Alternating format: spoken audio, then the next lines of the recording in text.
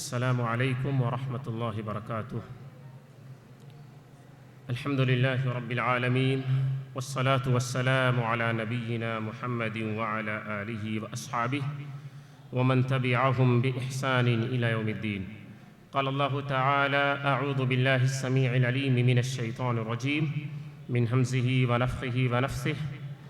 الذین آمنوا ولم يلبسوا ایمانهم بظلم اولئک لهم الامن وهم مہتدون۔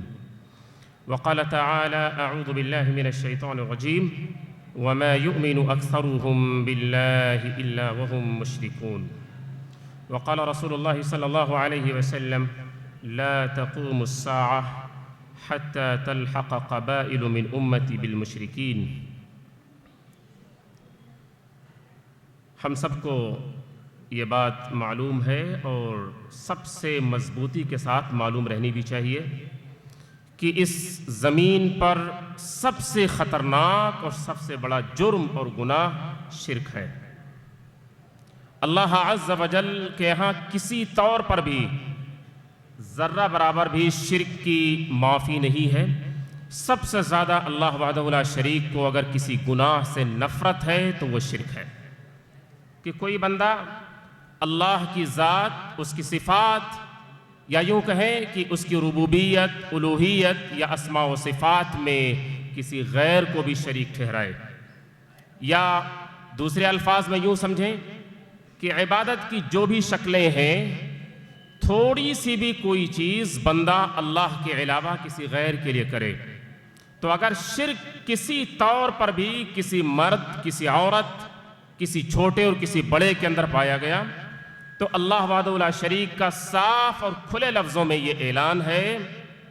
کہ جو شخص ومن یشرک باللہ فقد حرم اللہ علیہ الجنہ ومأواہ النار وما للظالمین من انصار۔ جو شخص اللہ کے ساتھ کسی کو شریک ٹھہرائے گا اس کی ربوبیت میں، اس کی الوہیت میں یا اس کے اسماء و صفات میں،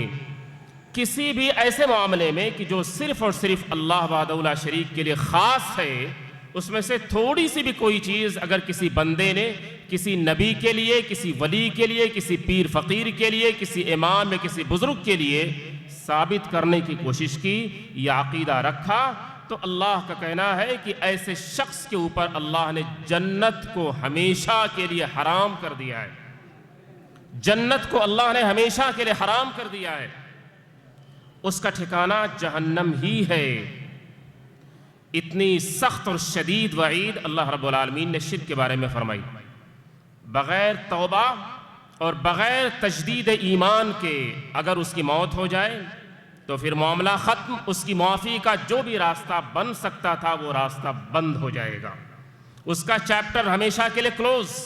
ان اللہ لا یغفر ان یشرک بہ ویغفر ما دون ذلک لمن یشاء۔ اللہ عز و جل شرک کو کبھی معاف نہیں فرمائیں گے۔ شرک کے علاوہ جو دوسرے گناہ ہیں وہ اللہ کی مشیت کے تحت ہیں۔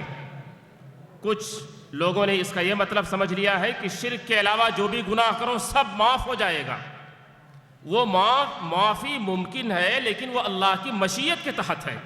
جس گناہ کو شرک کے علاوہ اللہ چاہیں گے تو معاف کر دیں گے، اور جس گناہ کے بارے میں اللہ چاہیں گے تو اس کی سزا دے کر کے پھر اس کو اس جہنم سے باہر نکالیں گے، لیکن معافی بہرحال ممکن ہے۔ لیکن شرک ایک ایسا جرم، ایک ایسا گناہ ہے کہ جس کی معافی کے لیے کوئی راستہ نہیں ہے۔ ایک بڑا تاثر اس امت میں یہ پایا جاتا ہے، خاص طور سے بر صغیر کے لوگوں میں، یہ سب کانٹیننٹ کے لوگوں میں یہ خیال پایا جاتا ہے کہ شرک مسلمان نہیں کرتا ہے، یا مسلم قوم میں شرک نہیں پایا جا سکتا ہے۔ شرک کا مطلب وہ یہ سمجھتے ہیں کہ شرک صرف اسی چیز کا نام یا اسی عمل کا نام ہے کہ اگر کوئی کسی بت کے سامنے اپنا سر جھکا دے، اپنی پیشانی جھکا دے، یا کسی اسٹیچو کے سامنے وہ جھک جائے، یا اور شرک کے جو دوسری قوموں میں جو مثالیں پائی جاتی ہیں،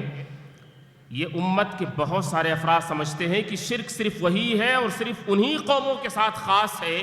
اس امت مسلمہ میں شرک نہیں پایا جا سکتا، حالانکہ ایسی بات نہیں ہے۔ اللہ فرماتے ہیں الذین آمنوا ولم یلبسوا ایمانہم بظلم اولئک لہم الامن وہم مہتدون۔ اس امت میں بھی اسلام قبول کرنے والوں میں بھی، ایمان کا دعویٰ کرنے والوں میں بھی شرک عین ممکن ہے۔ اللہ فرماتے ہیں کہ جو شخص ایمان لائے اور اپنے ایمان کے ساتھ اس نے ظلم یعنی شرک کی آمیزش نہ کی، اس کا ایمان شرک سے پاک رہا، اس کی توحید کے اندر اخلاص رہا، اس کے اندر کفر نہیں پایا گیا، تو یہی لوگ امن میں ہیں اور یہی ہدایت یافتہ ہیں۔ یہ آیت اس بات پر صاف طور پر دلیل ہے کہ ایمان رکھنے والوں میں بھی شرک کا پایا جانا ممکن ہے، اور اللہ عز و جل کسی بھی ایمان والے کی ایمان کو اسی وقت قبول فرمائیں گے جب اس کا ایمان اخلاص کی بنیادوں پر ہو، جب اس کی توحید شرک سے پاک ہو، اور کسی بھی شخص کے امن پر اور ہدایت یافتہ ہونے کے لیے بھی یہی شرط ہے کہ اس کا ایمان سچا اور خالص ہو، شرک کی آمیزش ذرا بھی اس کے ایمان میں اور اس کے عقیدے میں نہ پائی جاتی ہو، تبھی وہ توحید میں سچا ہے، تبھی وہ امن پہ رہے گا، اس کی زندگی میں امن ہوگا، اور تبھی وہ ہدایت یافتہ قرار پائے گا۔ دوسری آیت میں یا ایھا الذین آمنوا ان تطیعوا فریقا من الذین اوتوا الکتاب یردوکم بعد ایمانکم کافرین، اس میں بھی اللہ رب العالمین نے اس بات کی جانب اشارہ کیا ہے کہ ایمان والو، اگر تم اللہ اور اس کے رسول کی اتباع اور پیروی میں ذرا سی بھی چوکے، اور اس معاملے میں اگر تمہاری سوچ، تمہاری نیت صاف ستھری بے لاگ نہ رہی، تو تمہیں خبر بھی نہ ہوگی کہ ایمان کے ساتھ کفر میں کیسے تم داخل ہو گئے، تمہاری توحید کے ساتھ شرک کیسے مل گئی، تمہیں پتہ بھی نہیں چلے گا۔ اس سے یہ معلوم ہوا کہ ایمان کے ساتھ کفر کا شامل ہو جانا، ایمان کے ساتھ یا توحید کے ساتھ شرک کی آمیزش ممکن ہے، اگر کوئی مرد یا عورت اس سلسلے میں اچھی طرح سے ہوش میں نہ رہا تو۔ بلکہ سورہ یوسف کی آیت کہ جس کے ذریعے آج کی اس کانفرنس کی شروعات اور آغاز کی گئی، وہ آیت تو یہ کہتی ہے وَمَا يُؤْمِنُ أَكْثَرُهُمْ بِاللَّهِ إِلَّا وَهُمْ مُشْرِكُونَ، ایمان لانے والوں میں اکثریت میجارٹی شرک کرنے والوں کی ہے۔ انہیں یوں لگتا ہے، وہ بہت خوش فہمی میں مبتلا ہے کہ وہ جو چاہے کریں، جس سے چاہے وہ فریادیں کر لیں، جس کے آگے چاہے وہ جھک جائیں، جس کے بارے میں وہ چاہے غیب کا عقیدہ رکھ دیں، جس سے چاہے وہ تبرک حاصل کرنے لگے، جس کے بارے میں وہ جو چاہے ایمان اور عقیدہ رکھیں، لیکن وہ مسلمان ہیں، وہ رسول اللہ صلی اللہ علیہ وسلم کی نبوت اور رسالت پر ایمان رکھتے ہیں، تو وہ موحد قرار پائیں گے، وہ جو چاہے کر لیں؟ ایسا نہیں ہے۔ اللہ کہتے ہیں کہ ایمان لانے والوں میں اکثریت شرک کرنے والوں کی ہے۔ ایمان میں خالص اور سچے بہت کم لوگ ہوتے ہیں، اور رسول اللہ صلی اللہ علیہ وسلم کا بھی اشارہ اور آپ کی بھی پیشین گوئی ہے، لا تقوم الساعة حتی تلحق قبائل من امتی بالمشرکین، قیامت اس وقت تک قائم نہیں ہوگی، قیامت اس وقت تک برپا نہیں ہوگی جب تک کہ میری امت کے ڈھیر سارے قبائل، میری امت کے بہت سارے قبائل مشرکین کے ساتھ مل نہ جائیں، اور اس روایت میں ہے کہ جب تک وہ بتوں کی عبادت نہ کرنے لگے۔ تو قیامت سے قریب قریب شرک اور بڑھتی جائے گی، اور یہ امت شرک سے قریب ہوتی جائے گی، بلکہ قیامت کے قریب ہوتے ہوتے اس امت کا ایک بڑا طبقہ پورے طور پر شرک میں ڈوب جائے گا۔ ہاں یہ بات ضرور ہے کہ رسول اللہ صلی اللہ علیہ وسلم نے یہ بات فرمائی کہ واللہ ما اخاف علیکم ان تشرکوا بعدی،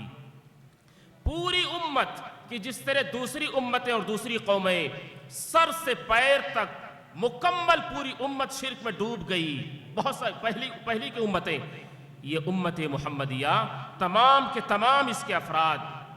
شروع سے آخر تک یا سر سے لے کر پیر تک شرک میں نہیں ڈوبیں گے، اس کی اکثریت شرک میں جائے گی، لیکن اللہ عز و جل اسی امت میں ایک طبقے کو، ایک جماعت کو اللہ ہمیشہ قیامت تک کھڑا رکھیں گے اور قائم رکھیں گے، کہ جو جماعت جو چھوٹا سا طبقہ توحید پر قائم ہوگا، اور اس کے بعد وہ آخری دم تک توحید کی خاطر ساری کوششیں کرتا رہے گا۔ اللہ سے دعا کرنی چاہیے، اور خصوصیت کے ساتھ اس بات کی نیت رکھنی چاہیے کہ اسی جماعت اور اسی خصوصی طبقے میں اللہ ہمیں بھی شامل فرمائے، کہ جو آخری دم تک توحید پر قائم رہے گی جو جماعت، اور آخری دم تک شرک سے پاک اور بیزار رہے گی، اور امت کے اندر توحید کی دعوت کو عام کرتی رہے گی، اور شرک سے بیزاری کا اعلان کرتی رہے گی۔ ہمیں یہ چیز اچھی طرح سے دیکھنے کو ملتی ہے، یہ ہم سب کے مشاہدے میں کوئی ڈھکی چھپی چیز نہیں ہے کہ اس امت کا ایک بڑا طبقہ آج قبروں پہ سجدے کو اپنے لیے جائز سمجھتا ہے، خود بھی سجدہ ریز ہوتے ہیں قبروں پر، اپنی معصوم اولاد کو بھی سجدے کراتے ہیں، یعنی بچپن سے ہی شرک ان کے اندر داخل کرتے ہیں۔ یہ خوفناک نظارہ میں نے خود اپنی آنکھوں سے دیکھا ہے، خود بھی قبروں پہ سجدہ ریز ہو رہے ہیں، اپنی معصوم اولاد سے بھی سجدہ کرا رہے ہیں۔ ایسے ہی طواف کرنا قبروں کا، غیر اللہ کے لیے نظر و نیاز مانگنا، نظر و نیاز ماننا اور دھاگے باندھنا، غیر اللہ کی قسمیں کھانا اور غیر اللہ کے نام پر جانوروں کو ذبح کرنا، قبر والوں کو یا کسی اور کو غیب داں سمجھنا، اور ایسے ہی جس سے چاہیں برکت کا عقیدہ رکھ لیں اور جس سے چاہیں تبرک حاصل کرنے لگیں، یہ شرک کی وہ بدترین شکلیں اور مثالیں ہیں جو اس امت کے اندر کھلے طور پر پائی جاتی ہیں۔ یہ کوئی ڈھکی چھپی چیز نہیں ہے، کسی سے بھی ڈھکی چھپی چیز نہیں ہے۔ اللہ عز و جل فرماتے ہیں وَإِذَا سَأَلَكَ عِبَادِي عَنِّي فَإِنِّي قَرِيب۔ بڑی آسانی سے اس امت کا ایک بڑا طبقہ اپنی بیماری سے شفا کے لیے کہیں اور جاتا ہے، ہاتھ اٹھاتا ہے، کسی اور سے جا کر فریاد کرتا ہے، جبکہ کسی بھی تکلیف سے باہر نکلنے کے لیے، کسی بھی طرح کی بیماری سے شفا یابی کے لیے دعائیں صرف اور صرف اللہ وحدہ لا شریک سے ہی کی جا سکتی ہے۔ اللہ فرماتے وَإِذَا سَأَلَكَ عِبَادِي عَنِّي فَإِنِّي قَرِيب۔ جب میرا کوئی بندہ مجھ سے دعاؤں کے لیے ہاتھ اٹھاتا ہے یا اپنی پیشانی کو زمین پر رکھ کر مجھ سے شفا کے لیے مجھ سے دعائیں کرتا ہے، مجھ سے شفا طلب کرتا ہے، تو میں اس وقت اس سے بے حد قریب ہو چکا ہوتا ہوں۔ جب وہ مجھ سے دعائیں کرتا ہے میں اس کی دعاؤں کو سنتا، اس کی فریاد کو قبول کرتا اور اس کی مرادیں پوری کرتا ہوں۔ یہ صفت صرف اللہ کی ہے اور یہ کام صرف اللہ کے لیے ہی اکیلے جائز ہے۔ اگر ان میں سے تھوڑا سا بھی کام کسی اور کے لیے جائز اور روا سمجھا گیا تو شرک یہ نہیں تو پھر اور کیا ہے؟ وَمَن يَدْعُ مَعَ اللَّهِ إِلَٰهًا آخَرَ لَا بُرْهَانَ لَهُ بِهِ فَإِنَّمَا حِسَابُهُ عِندَ رَبِّهِ۔ جو شخص بھی اللہ کو چھوڑ کر کسی اور کو پکارے، جو شخص بھی مددگار اللہ کے علاوہ کسی اور کو سمجھے، اور ان معاملات میں کہ جن معاملات میں سوائے اللہ کے کسی اور کے بس میں اور اس کی طاقت میں ہے بھی نہیں کہ وہ مدد کر سکے، جسے ما فوق الاسباب کہتے ہیں، اگر کسی بندے نے اللہ کو چھوڑ کر کسی اور کے بارے میں یہ عقیدہ، یہ ایمان رکھا، تو پھر اس نے غیر اللہ کو پکارا، غیر اللہ پر اس کا ایمان ہوا، اور یہ شرک کی بدترین شکل اور قسم ہے کہ جو انسان کے ایمان اور اعمال سب کچھ ضائع اور برباد کر دے گی اور اس کی دنیا اور آخرت دونوں جہان اس کی خراب ہو جائے گی۔ ایسے ہی شرک کی ایک واضح شکل آج بہت سارے مساجد میں دیکھی جاتی ہے۔ دعائیں فرض نماز کے بعد اجتماعیت کے ساتھ دعائیں مانگی جاتی ہیں، جبکہ اجتماعیت کے ساتھ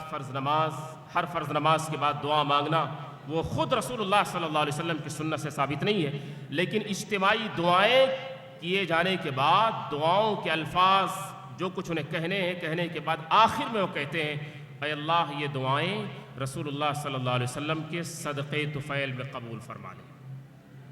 یعنی دعائیں کرنے کے بعد اس دعا کا خاتمہ شرک پر کیا گیا ہے۔ یہ آج کل یہ چیزیں تمام مساجد میں، اگر ہماری نمازوں کا اختتام شرک پہ ہو رہا ہو، ایسی نمازیں، ایسی دعائیں، ایسی عبادات کی قبولیت کے لیے اب کیا بات کہی جائے کہ جس کا اختتام شرک پر ہو رہا ہو یا جس کا اختتام گمراہی پہ ہو رہا ہو۔ شرک کی ایک اور شکل ہے جو ہمارے یہاں بہت خفیہ طریقے سے داخل ہوتی ہے، جو ہماری نیتوں میں داخل ہو جاتی ہے، جو ہمارے ارادے کے اندر شامل ہو جاتی ہے، اور وہ شرک ہے نیت و ارادے کے اندر پایا جانے والا شرک۔ کوئی بھی نیکی اور خیر کا کام وہ چھوٹا ہو یا بڑا، ہمیں اسے اللہ وحدہ لا شریک کو راضی اور خوش کرنے کے لیے کرنا ہے۔ اللہ کے ہاں وہ کام مقبول ہو جائے،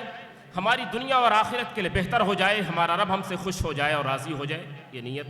اور اس کے بعد وہ کام رسول اللہ صلی اللہ علیہ وسلم کے طریقے کے عین مطابق ہو۔ اگر اس نیت میں کھوٹ آ جائے، اگر اس نیت کے اندر یہ شامل ہو جائے کہ ہمیں سب سے زیادہ اس کام کے بدلے میں شہرت حاصل ہو، ہمیں ریاکاری اگر ہماری نیت میں شامل ہو جائے، دکھلاوا اور شواف اگر ہمارے ارادے میں داخل ہو جائے،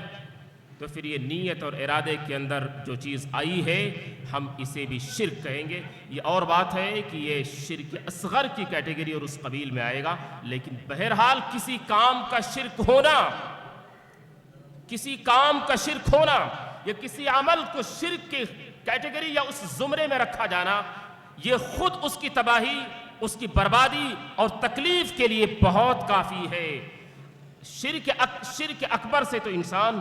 دائرہ اسلام سے خارج ہو جاتا ہے، لیکن شرک اصغر سے انسان دائرہ اسلام سے خارج تو نہیں ہوگا، لیکن جس عمل میں شرک اصغر پایا گیا، جس نیت اور ارادے میں دکھلاوا اور ریاکاری پایا گیا، وہ عمل ضائع اور برباد ہو جائے گا۔ وہ عمل اللہ کے ہاں کسی طور پر بھی مقبول نہیں ہوگا، بلکہ اس عمل کے بدلے میں کہ جس عمل میں ریاکاری اور دکھلاوا پایا گیا، اللہ کے ہاں سخت اور شدید سزا بھی ہو سکتی ہے، جیسا کہ صحیح مسلم کی روایت سے اس بات کا صاف طور پر ثبوت موجود ہے۔ ایسے ہی اللہ عز و جل نے اس بارے میں صاف طور پر یہ بھی کہا کہ من کان یرید الحیات الدنیا وزینتها نوفی الیہم اعمالہم فیہا وہم فیہا لا یبخسون اولئک الذین لیس لہم فی الآخرہ۔ جس کسی شخص کا ارادہ اس دنیا کی زندگی اور دنیا کی اس خوبصورتی کو پانا ہو،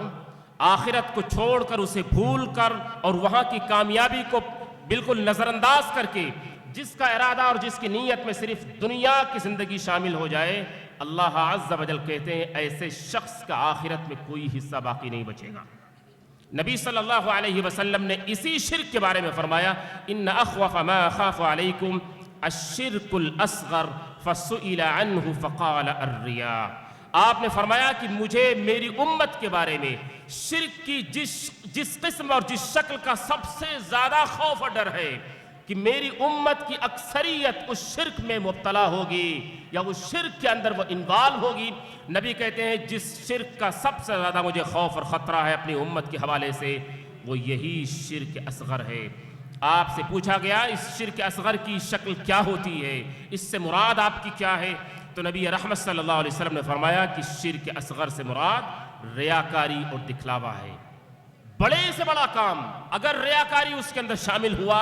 دکھلاوا اس کے اندر آیا، تو وہ کام اللہ کے ہاں تو مقبول ہرگز نہیں ہو سکتا، بلکہ وہ کام اس دنیا میں ہمارے لیے ذلت اور رسوائی کا بھی سبب بن سکتا ہے۔ من سمع سمع اللہ بھی، اس حدیث کی روشنی میں اس امت کے اندر شرک کی ایک اور بدترین شکل پائی جاتی ہے جو مردوں سے زیادہ خواتین میں پائی جاتی ہے، اور وہ یہ ہے کہ جادوگروں کے پاس چکر لگانا، جادوگروں کے در کا چکر لگانا۔ یہ جادوگری خود اتنا بڑا کفر ہے، اتنا منحوس اور اتنا خبیث عمل ہے کہ جادوگر خود دائرہ اسلام سے خارج ہی ہوتا ہے۔ کہ عمر بن خطاب رضی اللہ عنہ نے تمام اقتلوا کل ساحر کا آپ نے فرمان جاری کیا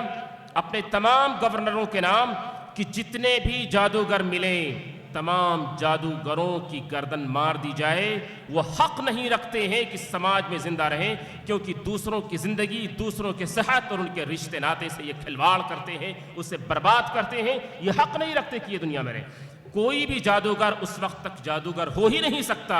جب تک کہ وہ اپنے آپ کو دائرہ اسلام سے خارج نہ کر دے، جب تک کہ وہ کفر کا بار بار ارتکاب نہ کرے، جب تک کہ وہ شرک اکبر اس کی زندگی میں بار بار نہ پایا جائے، جب تک کہ کبیرہ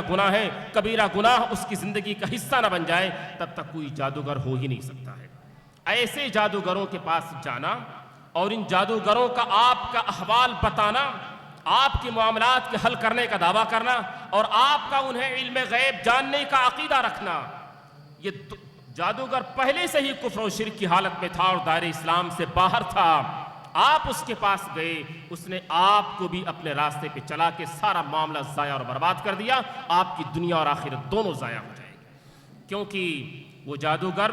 کہ جس کی زندگی کبیرہ گناہوں سے بھرپور، کہ جس کی زندگی شرک اکبر سے بھرپور، کہ جس کی زندگی میں کفر ہمیشہ اور بار بار پایا جائے، وہ جادوگر اپنے پاس جانے والوں کو بھی اس وقت تک نہ چھوڑے گا جب تک کہ ان سے بھی کفر اور شرک کا ارتکاب نہ کرا لے۔ اسی لیے رسول اللہ صلی اللہ علیہ وسلم نے فرمایا کہ اگر کوئی شخص کسی ایسے شخص کے پاس جائے، من اتی عرافا او کاہنا فصدقہ بما یقول فقد کفر بما انزل علی محمد۔ بہت ساری خواتین اپنے شوہروں کی رضامندی یا ان کا فیور حاصل کرنے کے لیے جاتی ہیں، کچھ اپنی بیماریوں سے شفا کے لیے جاتی ہے، کچھ کسی اور مقاصد کی خاطر جاتی ہے، جائز و ناجائز، لیکن رسول اللہ صلی اللہ علیہ وسلم فرماتے ہیں کہ کوئی شخص جو آپ کا مستقبل بتاتا ہو، جو آپ کی پیشانی اور ہاتھ کی لکیریں دیکھ کر آپ کے بارے میں بہت کچھ بتاتا اور سمجھاتا ہو، کہ جس کو دیکھ کر کے لوگ فوراً اپنا ہتھیار ڈال دیتے ہو کہ یہ بہت پہنچا ہوا آدمی ہے، لیکن ایسے شخص کے پاس جانا اور اس کی بات پر ہاں کرنا اور اس کی تصدیق کرنا، نبی کہتے ہیں فقد کفر بما انزل علی محمد، یہ اتنا بڑا جرم ہے کہ اس نے محمد صلی اللہ علیہ وسلم پر اتری ہوئی اور نازل ہوئی شریعت کا انکار کر دیا۔ ایسے شخص کے پاس جانا محمد رسول اللہ صلی اللہ علیہ وسلم کی لائی ہوئی شریعت کا انکار کرنا ہے۔ لہٰذا ایسے تمام چیزوں سے اپنے آپ کو بچانا چاہیے اور اپنے آپ کو محفوظ رکھنا چاہیے۔ اور اس کے بعد ابراہیم علیہ السلام، جنہیں ہم توحید کا امام کہتے ہیں، جنہیں اللہ نے ان ابراہیم کان امتا قانتا للہ حنیفا ولم یک من المشرکین کہا، کہ یہ توحید کے امام ہیں، تنہا ایک امت ہے، شرک سے پاک ہے، کہ اللہ نے بار بار ان کی توحید پر مضبوطی اور شرک سے برات کا اظہار اور اعلان کیا قرآن کریم میں۔ وہ ابراہیم علیہ السلام شرک سے محفوظ رہنے کے لیے اپنے آپ کے لیے اور اپنی اولاد کے لیے اللہ سے دعا کرتے ہیں۔ ہمیں کبھی شرک کے بارے میں بہت غلط فہمی کا شکار نہیں ہونا چاہیے،